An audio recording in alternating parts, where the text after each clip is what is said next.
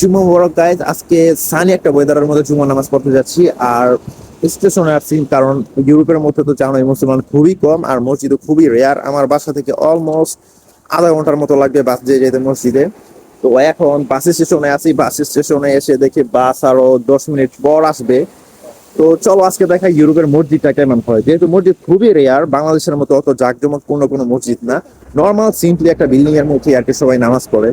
তো যাই হোক, চলো দেখি আজকে মসজিদটা কেমন হয়। এতক্ষণ ওয়েট করার পরে অবশেষে আমার বাস চলে আসছে। আর এদিকে প্রত্যেকটা বাসের আলাদা আলাদা নাম্বার দেওয়া থাকে, আর প্রত্যেকটা নাম্বার তুমি স্ক্রিনে দেখতে পারবা কোন বাস কত মিনিট পরে আসবে। তো যাই হোক, আগে বাসের ভিতরে ঢুকি, কারণ বাইরে থাকলেই শরীর ঠান্ডা হয়ে যায়, আর বাসের ভিতরে ফুল হিটার দিয়ে কভার করা, তাই বাসের ভিতরে যতক্ষণ থাকি ততক্ষণই আরাম লাগে। আর মসজিদ পর্যন্ত যাওয়ার জন্য আমার দুইটা বাস চেঞ্জ করা লাগবে।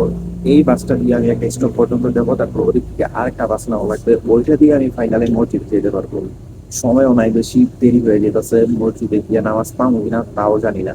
ফাইনালি এটা হলো আমাদের মসজিদের আউটলুক। জানি কোনো দিক দিয়ে দেখতে মসজিদের মতো মনে হইতেছে না, বাট এইটার ভিতরেই আমরা সবাই জুম্মার নামাজ পড়ি।